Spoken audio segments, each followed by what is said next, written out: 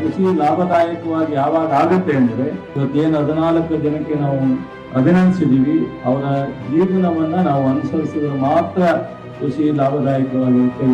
ಬೇರೆ ನಾವು ಮಾಡ್ತಕ್ಕಂಥ ನಾನು ಒಬ್ಬ ಕೃಷಿಕ ಅನ್ನೋದು, ಇನ್ನೊಬ್ಬರು ಒಂದು ಕೃಷಿಕ ಅನ್ನೋದು ಲಾಭದಾಯಕವಾಗಿ ನೋಡ್ಲಿಕ್ಕೆ ಸಾಧ್ಯ ಆಗಿದೆ. ಮಾನ್ಯ ಮುಖ್ಯಮಂತ್ರಿಗಳು ನನ್ನ ಕೃಷಿ ಸಚಿವರ ಮಾಡಿದ ಮೇಲೆ ಬಹುಶಃ 100 ಪ್ರಗತಿಪರ ರೈತರಿಗೆ, ಸಮಗ್ರ ರೈತರನ್ನ ನಾವು ಭೇಟಿ ಮಾಡಿದ್ದೀವಿ, ಅವ್ರ ಮನೆಗೆ ಹೋಗಿದ್ದೀವಿ, ಅವರ ಅನುಭವವನ್ನು ಬೇರೆಯವರಿಗೆ ತಿಳಿಯುವ ಮೂಲಕ ತಲುಪಿಸಿದ್ವಿ. ಇವತ್ತು ರಾಜ್ಯದಲ್ಲಿ ನಮ್ಮ ಮುಖ್ಯಮಂತ್ರಿಗಳು ಕೃಷಿಗೆ ಹೆಚ್ಚು ಒತ್ತು ಕೊಡ್ತಕ್ಕಂಥ ಪ್ರಯತ್ನದಿಂದ ಇವತ್ತು ಅನೇಕ ಅಭಿವೃದ್ಧಿಗೆ ಹೆಚ್ಚು ಒತ್ತನ್ನು ನಾವು ಕೊಟ್ಟಿದ್ದೀವಿ.